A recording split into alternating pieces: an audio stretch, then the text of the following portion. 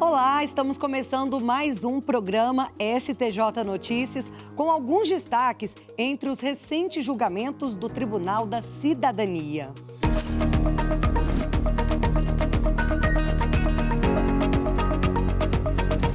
Nesta edição, você vai ver: quarta turma restabelece condenação de escola a pagar R$1 milhão por morte de aluna em excursão. Temos ainda: STJ decide que não é possível reconhecer a uso capião de um imóvel localizado em área de preservação permanente. E, além disso, violência escolar. Decisão do STJ reforça a responsabilidade objetiva das instituições de ensino. Eu sou Kátia Gomes e o STJ Notícias está no ar.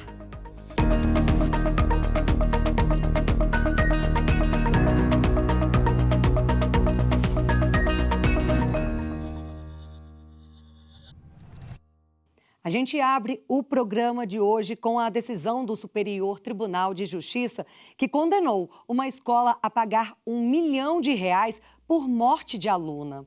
Os detalhes a gente confere na reportagem de Marina Campos. Acompanhe comigo.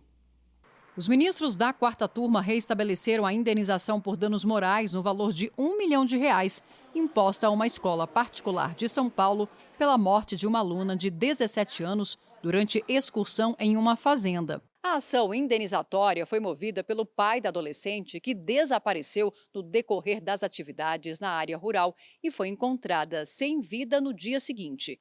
A perícia concluiu que a morte foi causada por asfixia mecânica, afastando a hipótese inicial de morte natural. Na primeira instância, a Justiça reconheceu a responsabilidade civil da instituição de ensino e o alto poder econômico da escola, e com isso impôs a multa de R$1 milhão.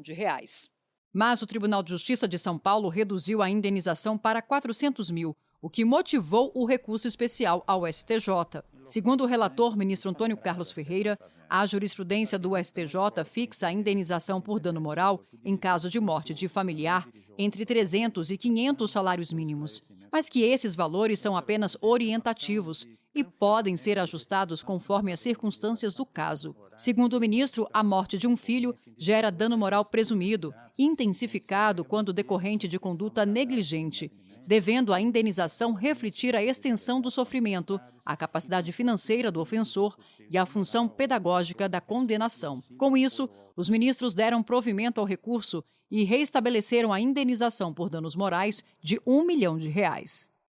E o Superior Tribunal de Justiça reafirmou o entendimento de que qualquer pessoa com interesse jurídico pode pedir homologação de decisão estrangeira.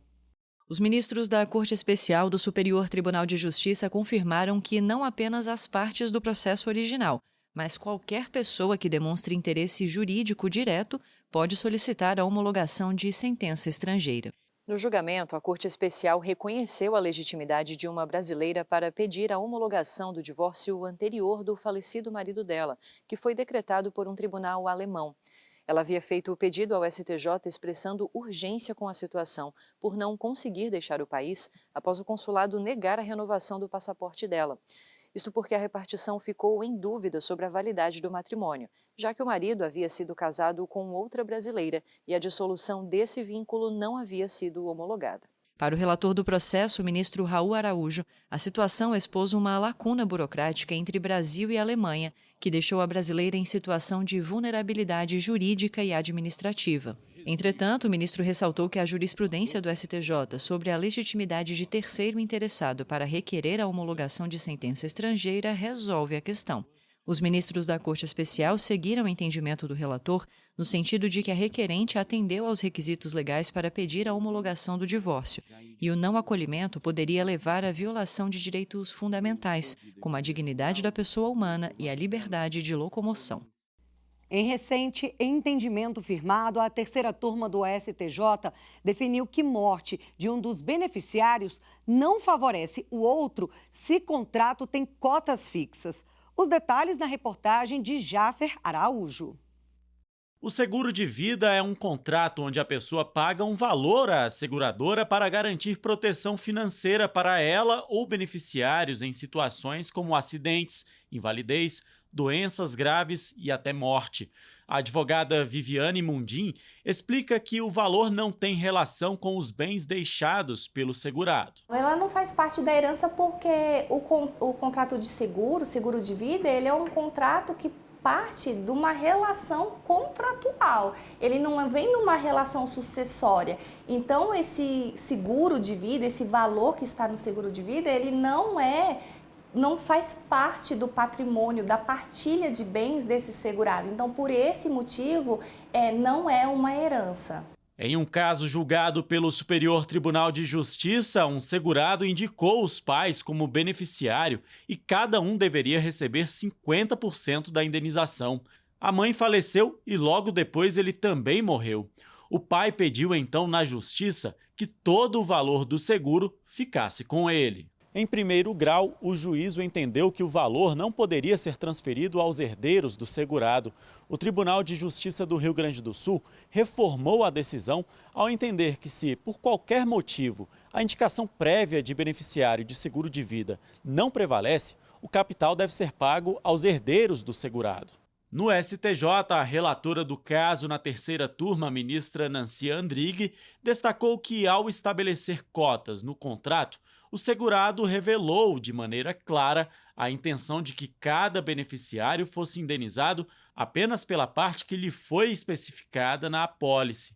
Nesse contexto, para que a vontade do segurado seja respeitada, o beneficiário sobrevivente não pode receber a parte reservada à beneficiária falecida. Nosso artigo 792 do Código Civil, ele estabelece que em casos de cotas determinadas no falecimento de um dos beneficiários, esse beneficiário sobrevivente vai receber a cota dele e ao outro percentual que seria destinada à pessoa que faleceu, vai para o cônjuge sobrevivente ou seus herdeiros. Então, não tem como acrescer ao primeiro beneficiário, digamos assim.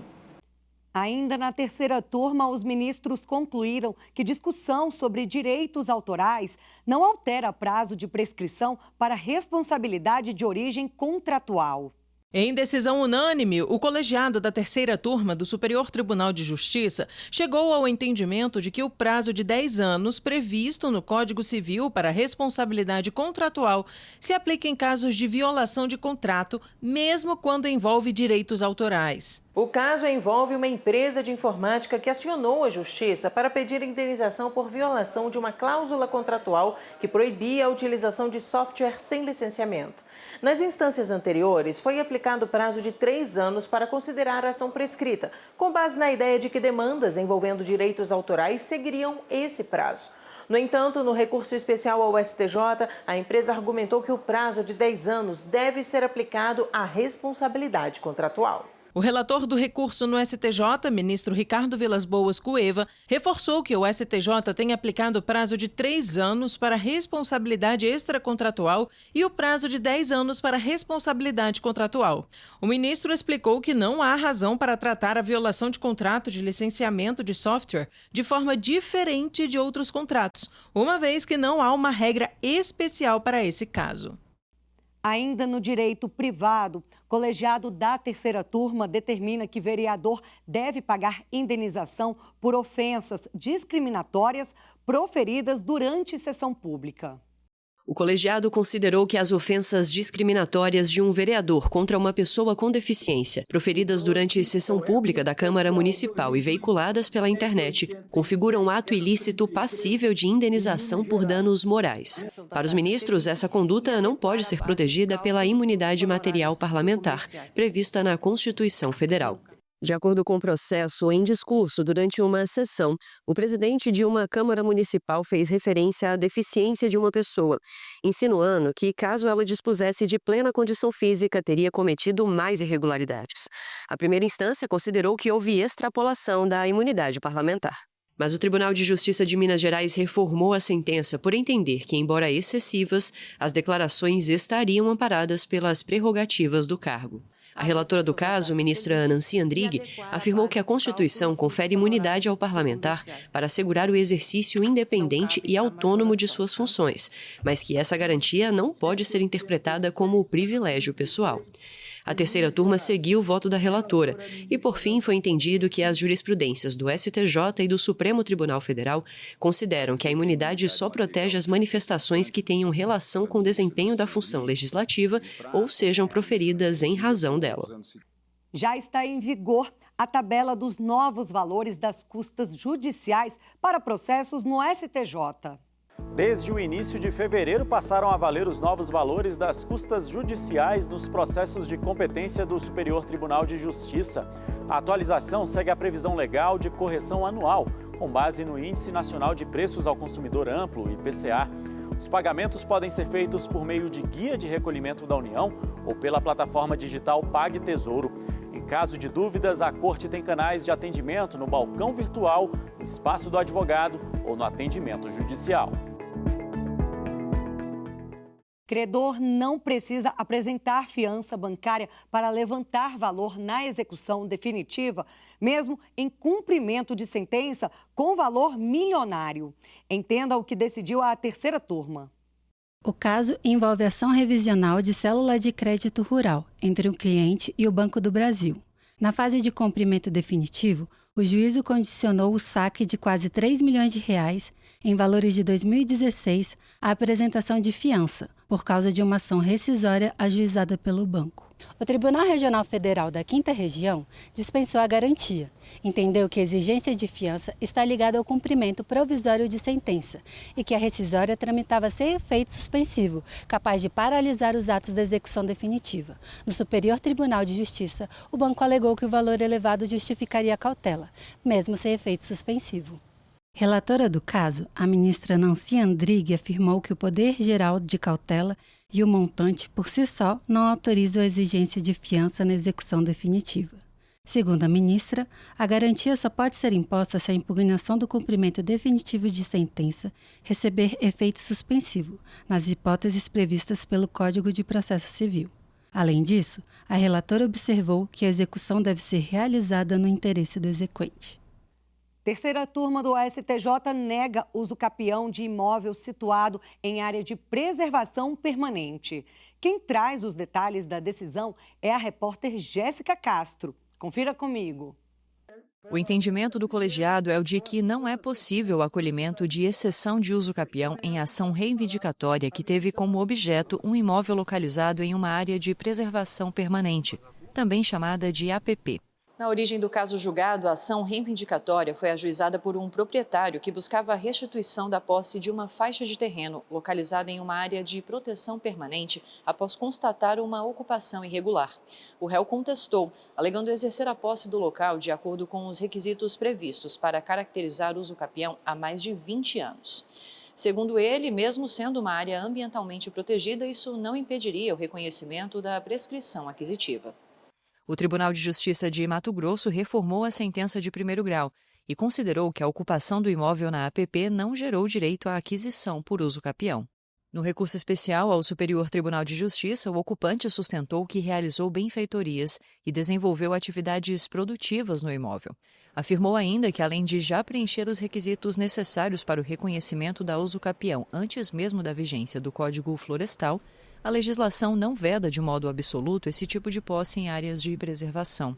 A relatora, a ministra Nancy Andrighi, destacou que o Código Florestal considera que invasões e ocupações irregulares nestes locais são antijurídicas, por favorecerem a supressão da vegetação e dificultarem o exercício do poder de polícia ambiental pelo Estado. Ao negar o reconhecimento da posse, o colegiado entendeu que a presença dos requisitos deve ser analisada com rigor, pois o interesse coletivo na preservação do meio ambiente prevalece sobre o interesse individual do proprietário ou do possuidor. A gente abre agora um espaço no programa para fazer um alerta sobre um novo golpe. Criminosos têm feito contato por meio do aplicativo WhatsApp, se passando por representantes do STJ para tentar extorquir dinheiro das vítimas, muitas vezes com o uso de fotos associadas ao tribunal em perfis falsos. Fique atento!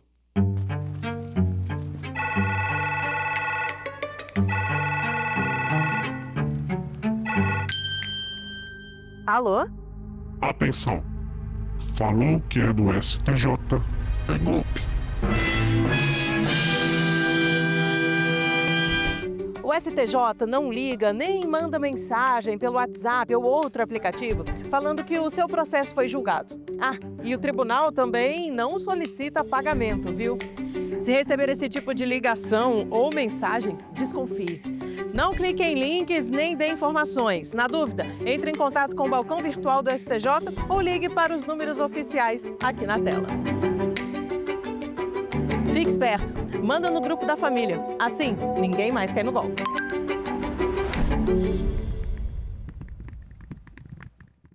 Casos de violência nas escolas brasileiras têm se tornado mais frequentes, envolvendo agressões e conflitos que afetam alunos, professores e toda a comunidade. Em 10 anos, o número de vítimas mais que triplicou no país.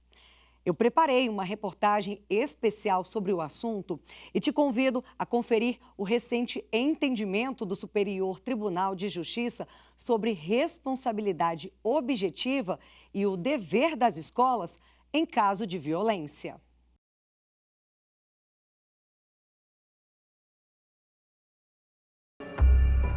Um estudante de 13 anos matou uma professora a facadas.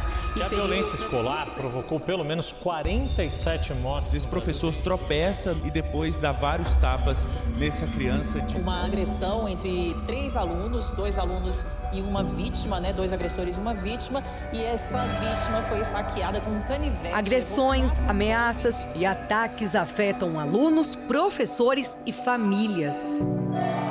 O número de vítimas de violência escolar no Brasil mais do que triplicou entre 2013 e 2023.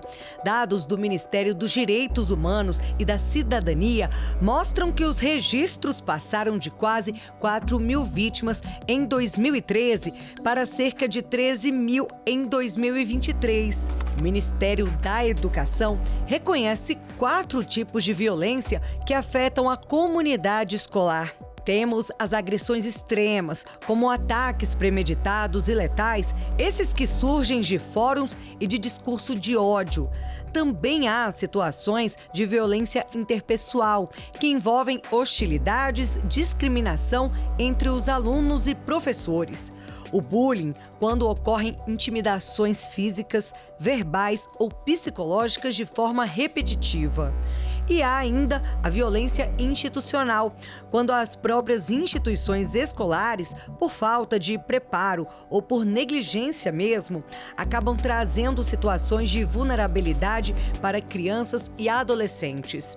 Além disso, o MEC identificou a ocorrência de problemas recorrentes no entorno dos locais de ensino, como o tráfico de drogas, tiroteios e assaltos. O perfil do aluno que é agredido ou daquele que é o agressor, por assim dizer, que são palavras fortes, são perfis das quais as necessidades não estão atendidas. Então, de repente, eu não estou pertencendo naquele ambiente escolar e como que eu reajo? Com raiva, porque é a emoção mais instantânea que eu tenho, que ainda não foi bem elaborada no desenvolvimento infantil e da adolescência, que é o nosso córtex cerebral. Então, eu posso aqui pegar emprestado da neuropsicologia e falar que precisamos conhecer esse jovem, trazer ferramentas desde a infância para o autoconhecimento. E uma simples discussão entre estudantes da mesma escola marcou para sempre a vida do João Pedro Santos. O analista ficou cego no olho esquerdo quando tinha 14 anos, depois de ter sido atingido por uma lapiseira arremessada por uma colega de sala. Ele conta que a escola não deu nenhum suporte e ainda tentou culpá-lo pelo acidente. Eu falei para a professora, que estava lá, e ela falou que eu tava fingindo. Eu tava sentindo uma dor enorme, uma dor insuportável. Saí da sala, já que ela não estava acreditando em mim. Aí, entrar no banheiro, eu acabei encontrando um coordenador da escola. Aí ele viu, aí lá eu vi que tava sangrando. Ele limpou com alguns papéis lá do banheiro, que tinha pra sacar a mão. A mãe do João Pedro só ficou sabendo o que tinha acontecido no dia seguinte.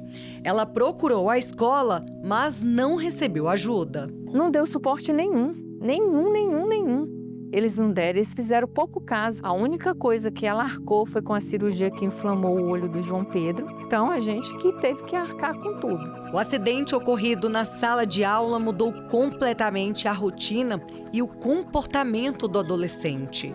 Ele não gostava de socializar. O João Pedro começou a socializar, deve ter uns 5, 6 anos, porque ele não socializava depois de tanta terapia. João Pedro passou por 9 cirurgias, mas não conseguiu reverter a cegueira. Até hoje, ele sofre as sequelas. O colégio onde o acidente aconteceu fica em Taguatinga, no Distrito Federal. A mãe do João Pedro entrou na justiça pedindo danos morais. Na primeira instância, a justiça concluiu que os funcionários da escola foram omissos, pois não prestaram os primeiros socorros nem providenciaram encaminhamento para atendimento médico adequado.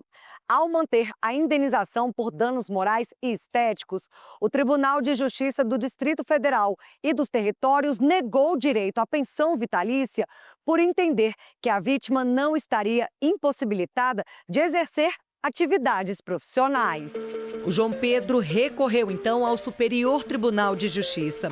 O relator na 4ª turma, ministro João Otávio de Noronha, destacou que o direito à pensão vitalícia está previsto no Código Civil e exige somente a comprovação da redução da capacidade de trabalho, independentemente do exercício de atividade remunerada à época do acidente.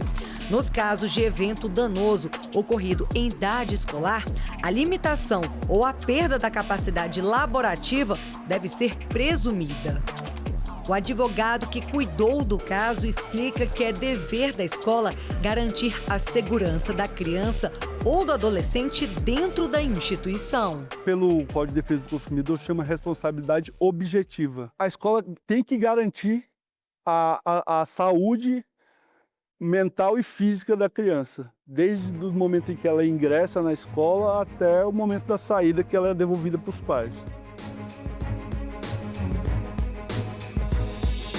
Sobre a indenização, o relator concluiu que os valores de R$20 mil por danos morais e R$15 mil por danos estéticos foram fixados pelo tribunal local sem gerar enriquecimento indevido da vítima e coerentes com a gravidade da ofensa, o grau de culpa e a condição econômica do responsável. Quando eu tenho uma decisão desse tipo, ele passa a ter um outro olhar. E olha que interessante, né? A gente está falando de olho que perdeu uma visão, mas que algo foi restaurado, ele foi visto. Diante de uma necessidade, o que a gente mais precisa é ser visto.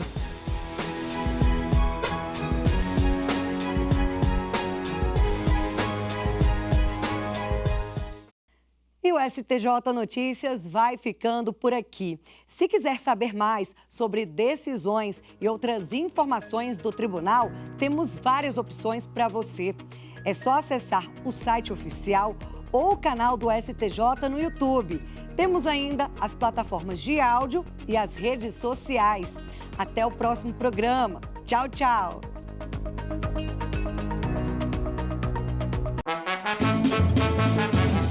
Carnaval, muita festa e curtição. Mas vale lembrar que as leis continuam valendo, viu? Se for dirigir, não beba. Até porque o STJ decidiu que quem dirige sob o efeito de álcool e provoca acidente, deixando pessoas feridas, comete 2 crimes que devem ter as penas somadas. Então, prefira transporte público, carro por aplicativo ou o tão amado motorista da vez.